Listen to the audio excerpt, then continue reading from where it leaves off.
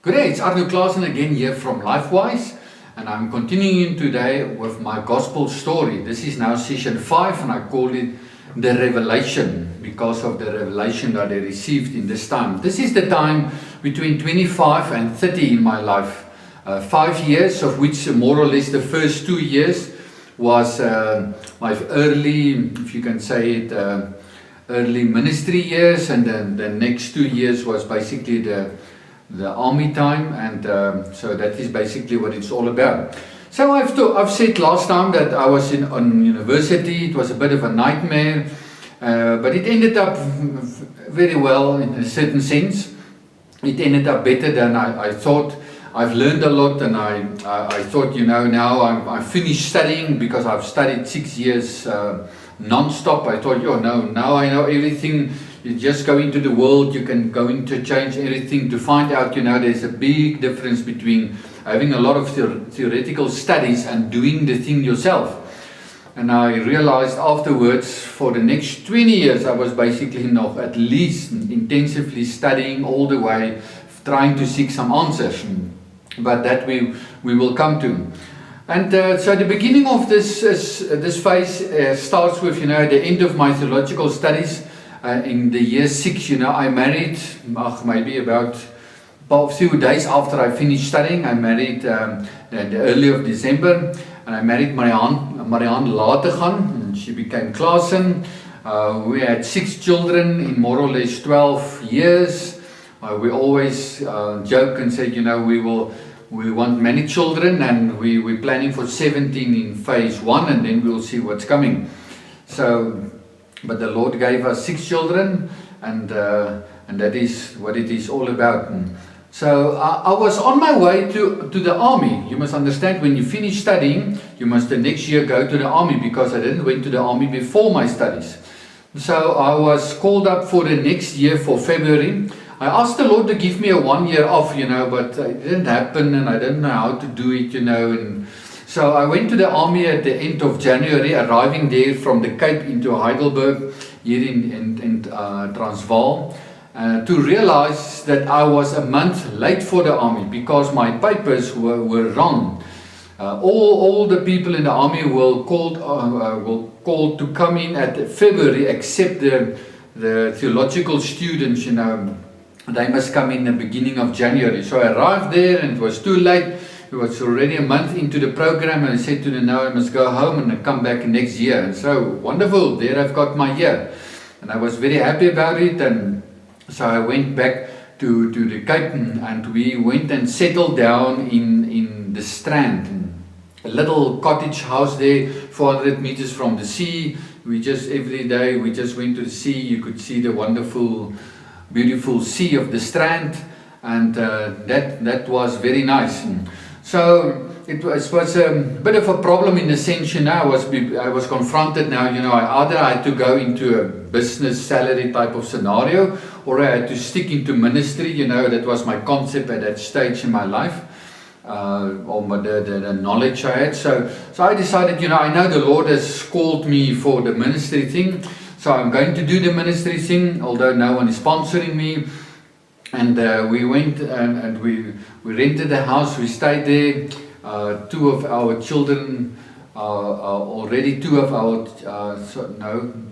the children wasn't yet there. So we went and stayed there, and there we started the ministry. So we read the Bible, we went out, visiting people and everything. So what happened at that stage, sorry, I was a little bit confused now. So what happened at that stage is we got to know, even in the previous year of my last year at university, we got to know some people in the Strand that were at the congregation, and they left there because some things were wrong. I don't know, I didn't worry about it, what was wrong, I wasn't involved there. So I just got to know these people, very nice people. We got involved with each other, and sometimes even in my 6th year, I went down to the Strand and just have a few, a meeting here and there, talking with them, preaching to them the word and all these things in a house. And then the next year, while we're in the Strand, they said, well, let's continue with this and go on. And so it happened that we eventually, at the end of the day, every Sunday and in the weeks, we were doing Bible studies and preaching and all these things. And it sort of ended up to be like an unofficial church. But we never constituted as a church, and we never registered it as a church or anything, because I was in my heart not very well. What is the word? Very well with the concept of church. It wasn't just not sorted out in my own heart. I'm coming out of the Dutch Reformed Church. I had lots of problems and big system. And I thought to myself, okay, praise the Lord, I'm now finished with all problems, thinking that all church problems belong to the Dutch Reformed Church because it's a big system. So I went outside the system and I found out later on that there's even more problems outside of the Dutch Reformed Church, because they built with a system, so you've got system problems. Outside we don't build with systems, we have a system, but it's much more a personality, relational thing, and even more problems there. That is one of the things that I started to experience the more I started to minister outside of the official Dutch Reformed Church, if you can say it like that. I became more and more disappointed, and I was never settled with the church thing, because I was never sorted out concerning the church thing. It was not that I was negative and I was anti and against, and I just wish not to go back to another problematic thing, if you can say it like that. So we had this little bit of overgrown house church, and we later on moved to a hotel there. It was actually closed, and the Majestic Hotel. So we opened up and we rent the bar and the lounge, and I remember one day an old guy was passing by, when we started to renovate and clean, and he was so happy. My goodness, is the bar open again, because that was his nice fellowship place, and said, no, it's open again. Tomorrow you can come. Tomorrow is Sunday. So he came the next day, not to find some alcohol there, but to find the Lord there. And he became one of our good friends along the way, and he gave his life to the Lord and all these things. So as we went on ministering, I remember the first year we had a series of a whole year on body, soul and spirit and the Lord, and how's the Lord working into us and we working with Him and all these things. It was a very nice time. And later on I found, as this group was growing and growing, we were getting more and more people from this church, that the original people came from. And later I realized, but actually, we just migrate people from there up to here, and I was not happy about it, and they brought their problems with, and I was not there, and it was not part of my life. So I thought, how do we solve this thing? How do we get out of this thing? And then the whole thing come to me, how do you take this thing back, or solve this church split thing, That's my first introduction to a church split, if you can say it like that I've seen. I wasn't there, but I was in the thing, and the thing has become mine also, because I'm now getting these people. And I was thinking, but church is supposed to understand love and forgiveness and unity and oneness and serving each other and all these things.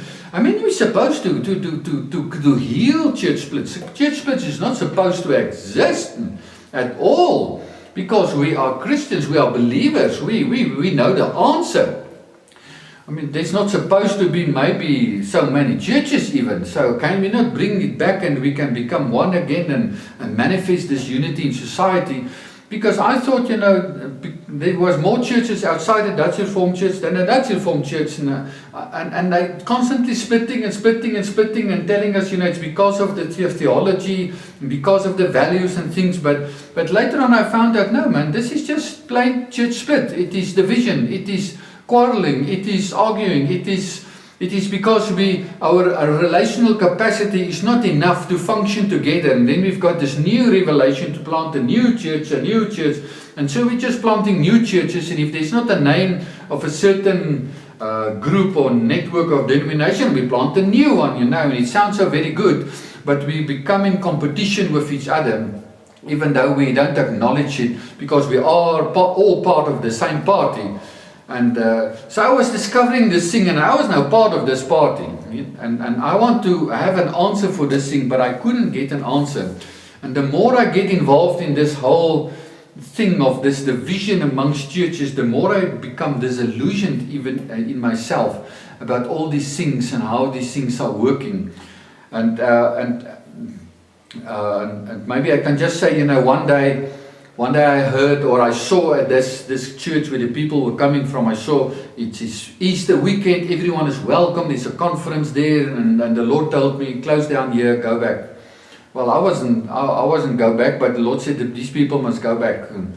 So we took all the people there. They were very shocked when we arrived there, and I said to them, listen, I'm not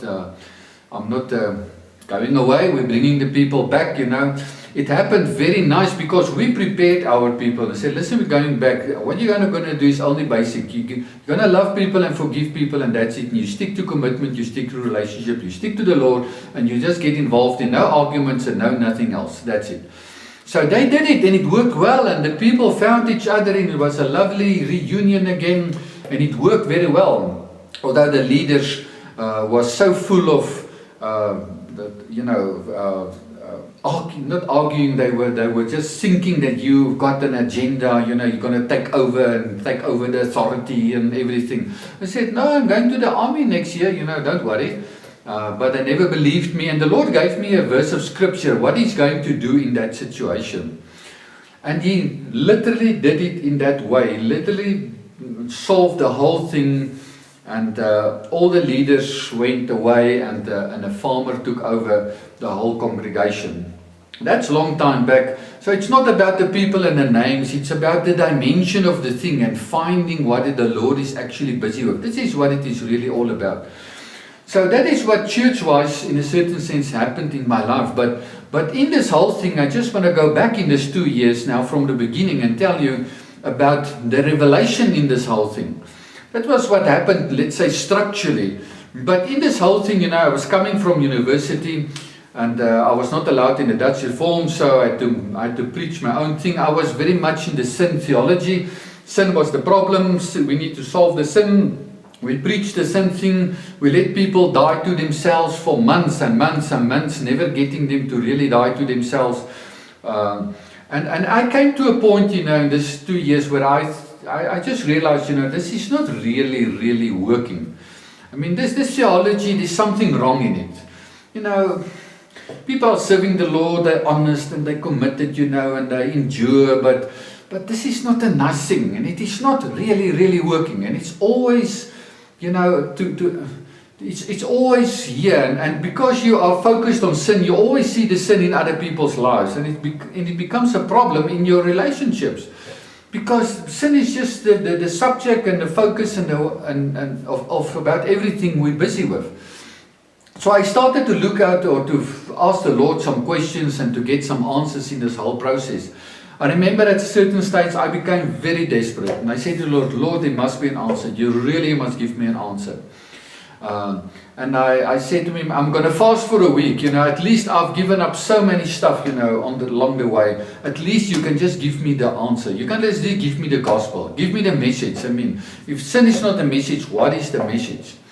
So I was fasting for a week and really expecting the Lord is going to give me an answer, But my personality is very fast. If I fast this week, the Lord had to already give the answer last week, So I went into the week, and here by the third day, I was not very happy. It was as if I think the Lord is not, He's not fast enough. I mean, I'm asking Him a really decent question. I mean, this is not too much. I mean, and I remember that night, 11 o'clock, I was really fighting and arguing and wrestling with the Lord, if you can say it like that, and said, Lord, this is unacceptable. I must get an answer. And at that moment, I literally hear a voice out of heaven. It sounds like audible, but I think it was in my mind. It's saying to me, don't ask me what I've already given you. Don't ask me what I have already given you. And I immediately realized what the Lord is saying to me, because I was a great fan of Watchman Nee, actually today still, although I do not believe everything he believed. But Watchman Nee was a very, very nice guy. You can go and read his books, Normal Christian Life, Spiritual Man, and so forth. But he had a book on Ephesians that it's a sit, walk, stand, where he says you first need to sit in the promises of God that is totally complete and finished. Then you need to stand up and walk in the promises of God in the practical sense of the word. So it comes back to this whole thing that there is a positional and there's a conduct in the Bible. The positional is all about everything Christ did at the cross and resurrection that is finished on His obedience. And there is a conduct where we need to live what we are and what we became in Christ. And so there is a positional conduct. I was so happy, that I realized, I'm lacking understanding in the basic concepts of the Bible. And I started to study the basic concepts, the salvation concepts like regeneration and new creation and salvation and redemption, and all these basic redemption terminology. There's about 15 of them. And I found out that there is a positional verse and a conduct verse of all those verses. It is be what you are. Be righteous for you are righteous. Be holy for you are holy. And so you can go on. And I found that all of them have got two sets of scripture in the Bible. Because the Lord tells you that you are something and then you need to be something. Not become something, be something. That's very important. It's not a becoming, it's a being. So I understand this whole thing, and I understand that the gospel is the positional, and I need to preach this. And then the Lord challenged me to preach for 10 minutes Sunday, the next Sunday, only on Jesus, never mentioning sin. And I couldn't do it. And I just tell the people, sorry, I'm just going to be for a time being away, I don't know what to preach to. I know what I'm looking for, I know what I'm going to study. But I don't know what to tell you, because it's one thing to see what you're looking for, but you need to still study yourself into it, get the thing as a total revelation, because I know what I'm looking for I know what revelation I was looking for, but I didn't know what was the revelation. Because the revelation is actually that the conduct is an outflow of the positional. In preaching the positional, you get the conduct. So you can read at the end of the day, I wrote a little booklet, 30 pages or what about it, that you can download on my webpage of lifewise.co.za, position and conduct in Afrikaans, stand and wandel. So I found these dimension of the redemption terminology, and the next day, I stood up and I decided to make a really decent study of this thing, And I decided, okay, but the best place to start or to do it is in Romans 6, 7 and 8, that's the heart of the whole thing. But it felt like, maybe we must start with 1, but 1 is too far back. It will take too long to get to 6. And I said to myself, okay, but I know 1, 2 and 3, it's all about the rough, that's sort of in the Old Testament and the whole thing, and 4 is it's like going over in this new thing. But let's start with Romans 5. I bought myself a big A4 book, I take verse by verse, I wrote down every verse, and I do investigation on every word that's there, and relations to it, and everywhere in the Bible. And so I started with Romans 5, and a year later I ended with Romans 5. 1 year later, writing books full of stuff, journaling all the way. And I really got hold of this thing, and it really gripped my spirit, and it really took hold of me. What is this all about, and why I was in this problem? Because I really didn't know the positional. Until up till today, I believe it's the biggest problem we have in the church world, is that the church or the believers do not know what is the positional in Christ. At least 98 to 99 of our sermons is conduct. It's not that it's not in the Bible, it's only conduct. And you cannot get your life straight by hearing conduct. You must hear positional, then go over to the conduct. Ephesians 1 to 3, it's past tense. You are. 4 to 6, it is conduct. and now B. So it's the same of Colossians 1 to 2 and 3 and 4.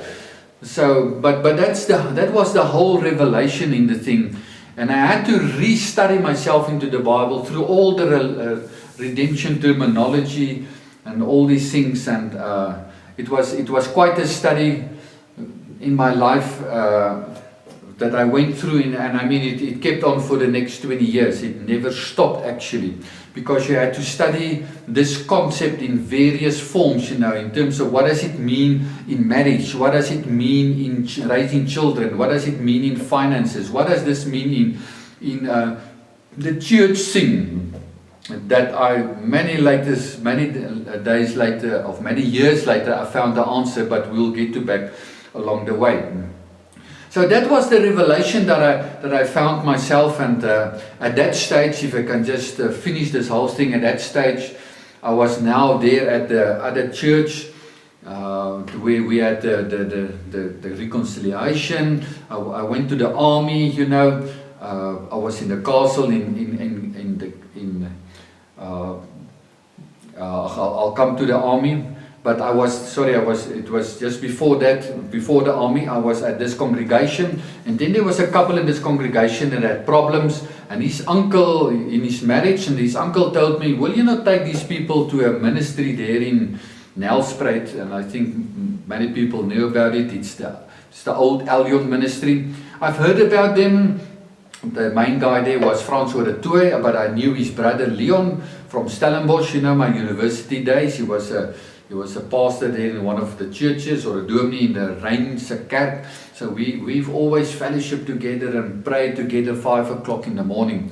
So I thought maybe, I've heard his brother telling us beautiful things about it, but let's go and look and see what's going on. So I took this couple with a small caravan with my Mazda 323, and we over the mountain on the way to Nelspruit, believe it or not.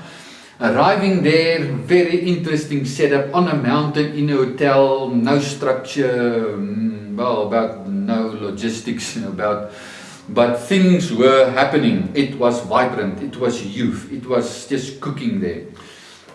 Very interesting at first, and I sat there, and I remember the first night, there was a girl that stood up and ministered there, and I was beforehand I was sort of, you really want the big guy, I'm coming from university, let's hear the big shots, But then, this girl, I heard she get to know the Lord 6 months ago, and all these people are ministering there, and then she preached a sermon there on the Father heart for an hour and a half, that I was sat there gripped in my chair. I couldn't move. I couldn't believe. I have never heard an hour and a half someone preaching such substance. And that she's not getting it out of books. It is absolutely a flow out of a spirit that's coming forth. And I just said that I was just totally gripped. I just couldn't believe it. And that was just the normal. That was just the normal around there. And so it gripped me. I let Marianne came up with the aeroplane and exposed her also to it, And the fact that I found lots of help there, if you can say it like that, was in the first place, the Lord has given me all the basics. And I went there and I found some finer settings, if you can say it, some fine-tuning stuff, like, I never realized there's a difference between conviction and condemnation. I always thought it's the same thing. Condemnation is the devil condemning you about your past, your sin, what's wrong. Conviction is God talking to you about what's wrong, but bringing you the solution of what you are in Christ Jesus. It's a positive thing. So, fine-tuning stuff. And I was very positive what I found there, although I didn't believe everything maybe that everyone said there. You don't need to believe with everything and everyone. But there was something happening there. There was something that those people lived that I've never ever seen in any church situation.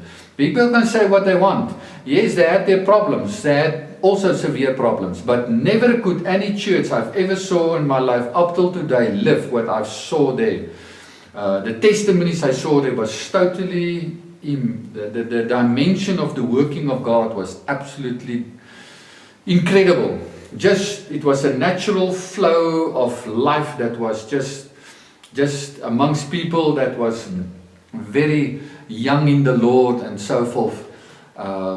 So the ministry later became a church, and there was, according to me, where problems started. Now it was a structure, it was no longer a flow, and the church became a bigger church and a problem. Later on they closed the church, they moved the ministry of the mountain to Johannesburg, and later on they closed it there. So if you ask me what was wrong there, I think it was number one, a ministry that was too early born. The church didn't receive it.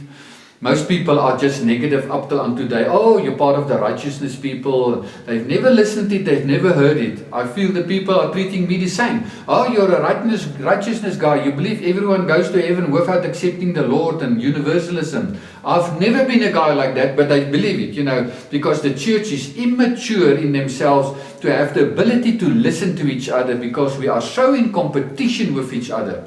That is the disillusionment that I came into, that the church, instead of reaching out and finding answers, I was reaching out to those people. I was reaching out to the ambassadors. I was at every group in this country. You can name it, I was there. I saw something beautiful there, and I saw also something bad there. But the problem is not just to criticize people. The big challenge is to see what is good and to take from the good and learn from the good. And that was what saved me along the way, is that I reached out to all groups, but because where there's some smoke, there's a fire. And yes, not all of the fire is good, but there's a fire. And you will find people with commitment and zeal and fire, and yes, doing things in a wrong way and also not knowing what is the answers, but at least they're doing something. So the big challenge is not to criticize, but to come to a point where you can acknowledge people for what is their creation purpose, their calling, take what is from the Lord and leave the rest, because it's not up to me to criticize them, to drown them, and because we've got so many competition in church that we want to be the best, we want to grow the best, and it is not really working that way. So they were sort of early born, and I think in the second place they went over into a church structural format, institutionalized formats that didn't really work. And in the third place, I realized they were so positional focused that they never dealt with the conduct stuff that were wrong amongst them. As you will find in every place where you find people, and they never dealt with it, and because they never dealt with it, it overcame them, and it did their reputation very harm. But I honor the Lord for that. I found lots of confirmation there. To see that it is the same thing that's springing up all over the world. Even a person like Alan Platt of Doxa Deo, he's got the most incredible testimony in visiting Elion himself. When he's talking about it, you can laugh yourself into pieces, when he's telling his story, but his life was also changed there. So don't be negative about righteousness. The Bible says that people are immature because they are immature in the word of righteousness. And if I say, get away with Elion, don't worry about Elion. Tell me, what do you believe is the word of righteousness? And most people cannot answer me that question, because they've been too much busy spending time to be in reaction and not investigating and learning from other people, despite the fact that none of us are doing the thing perfectly. So you need to sort out for yourself, what is the word of righteousness? Because the Bible says, if you do not know it, I tell you, you're immature. You may be a pastor, but you're immature. Because people are only mature if they know. The Bible says in the word of righteousness. You can read it in Hebrews. It will tell you that. Okay, so let's close down now with the after this, let's say, ministry thing, and I went to the army eventually. The second year, they gave me 1 year, but I became so involved with all this stuff that in studying the word and everything, that I wrote to the army and asked them another year. So they gave me a second year to stay at home, and then after that I went to the army. My son was supposed to be born very early that January. So I went the third into, he came 17 days late, believe it or not. And so I was deep into my basics when he arrived at birth. So they gave me a week off to go back to the Cape and to be there. So the army was a very interesting time in my life. I never enjoyed the army, if you can say it like that, because the whole purpose of army, of killing people and things and this and that, it's not really my heart. But it's one of those things that you went through, but the interaction in the army of these people, especially with these, let's say, more worldly personnel of the army, and we theological students that's supposed to be the spiritual guys, and to see this dimension of interaction, and to see the spiritual guys responding and how they take it, I couldn't believe it. According to me, most of us just we didn't really make the test, if you can say it like that.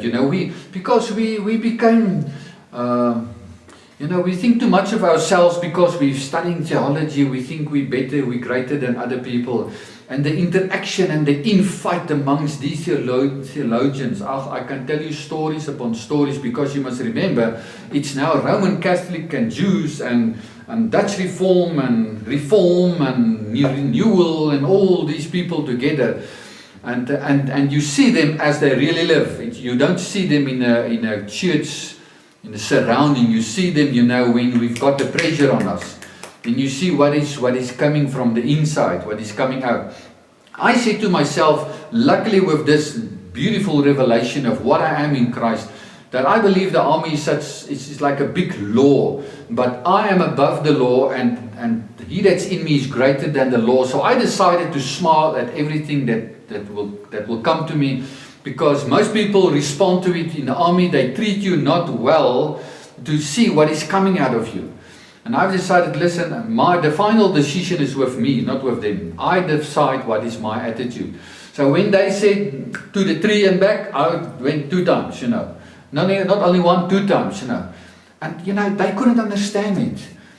When I was finishing with the army, the lieutenant comes to me and says, listen, you're one of the most eccentric people we've ever met. We never can control you. We never can get a hold upon you. We never can break you into this whole thing. You just laugh at everything, and you just more than we ask from you.